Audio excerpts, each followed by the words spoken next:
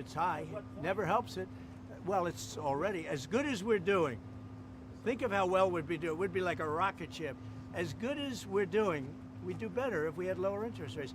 And we should. We're prime. Don't forget, without us, the whole world collapses.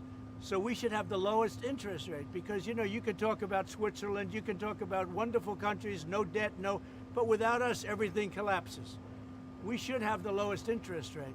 And if you took it down 3 points, not a little bit, but 3 points, if you got us down to 1, we would save more than $1 trillion, basically with just a paper transfer.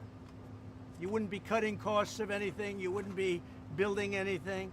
Just a move of the hand saying we're going to lower interest rates, you would save $1 trillion a year. And there's nothing you can do to save that kind of money. Well, we had a little talk about it, and I thought it was a very productive talk. He'll be able to tell you at his next meeting, but I will say that he did say the country is doing really well. And the country is really doing well. Yep. Yeah, please, go ahead. How would you describe your talk with him? Would you say that the energy was tense? Did you come? No, I didn't think it was tense. No, I thought we had a good meeting. I really, no, there was no tension. There was no tension. I think he had more tension with my great senator to the right. He's a pretty tough cookie. He was, you might say. Well, bottom line is we had an honest, candid conversation about some of the overruns at this building. We had it in my banking committee, and he said we were wrong, and turns out we were right. Thank God President Trump and his team took enough time to dig into some of the details, and the details are clear. We need to get this project done. We would like to keep it where it is or a little lower, but at the end of the day, the point is that instead of talking about interest rates, instead of talking about first-time home buyers, instead of talking about the heat in our economy, that's a good thing, we're talking about an overrun on the Federal Reserve building as opposed to the Federal Reserve objective of lowering and keeping our economy full. You know, as an example, they built parking spots under a building next door. Really expensive. That's very expensive. When you're starting to build parking lots, underground parking lots, that's a very expensive thing. A lot of people I know, they park their car and they walk a block or 2 blocks or something. But it is a very expensive thing. But that is what it is, and that's okay. Is this project a fireable offense? What? Is this project a fireable offense for Jerome Powell? Look, I would love to see it completed. I don't want to put that in this category. It's a very complex thing that could have been made simple. I built a great hotel, and the great hotel that everybody in this group knows very well, it's called the Old Post Office, and it's a much bigger project than this, and I spent $200 million building it. And it was taken down to the steel, for the most part, taken down, you know, you've seen it go up. And I built it quickly, and I built it for $200 million. It was a much bigger job than this. I spent $200 million, and it's got marble bathrooms, the top fixtures, the best of everything, all brand new.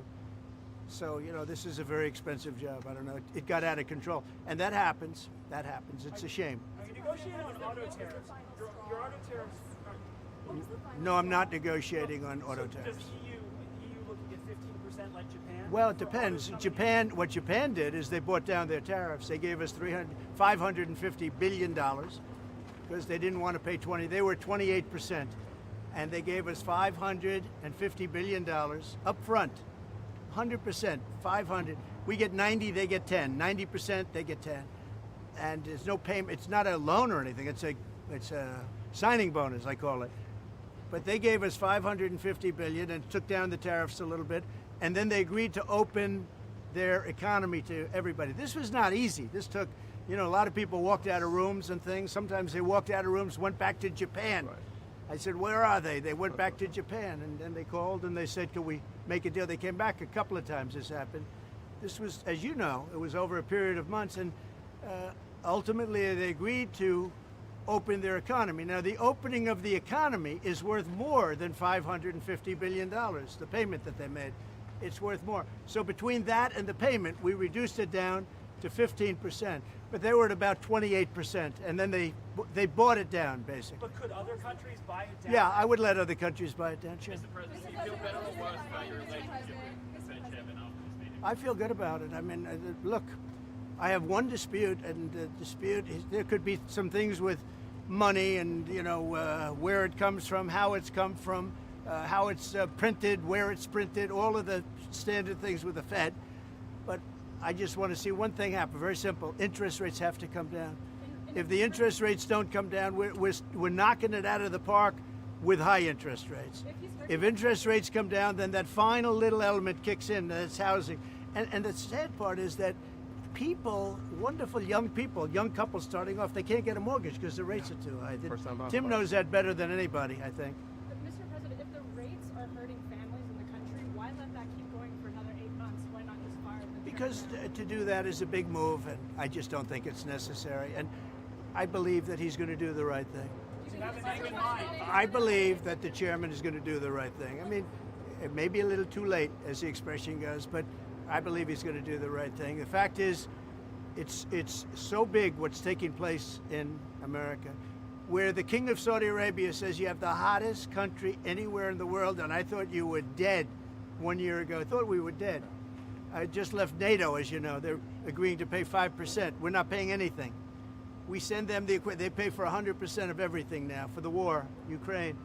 But I just left NATO, and every one of those leaders said, every country, they said, and very smart countries, very successful countries, frankly, and every one of them said you have the hottest country in the world. We did that over a period of a year, less than a year. I mean, if you think, they say a year ago we were dead, and today. So I'm here 6 months, and we did it over, and we had the help of men like this and people like standing right behind me. They're great. Leadership matters. They're great professionals. They really are. They're great professionals. And in a short period of time, we made it the hottest country in the world.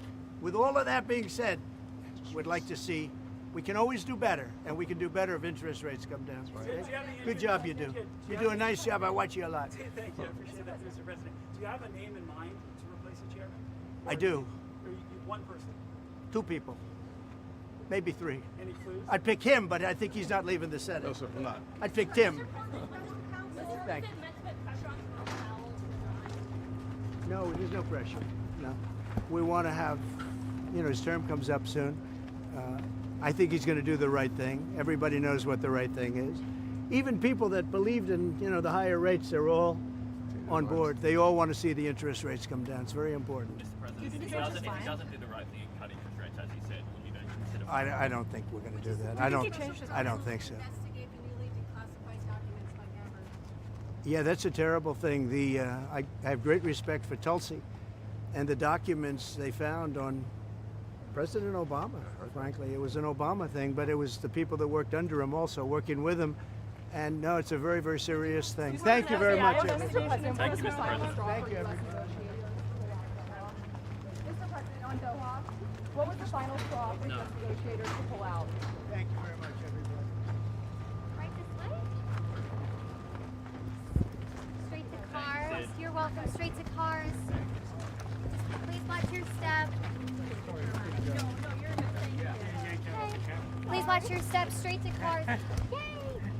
Please watch your step. Straight to cars. Okay, so you stay here. Oh, okay, good. I can go out that way. Sure. Okay. Travel full. Straight to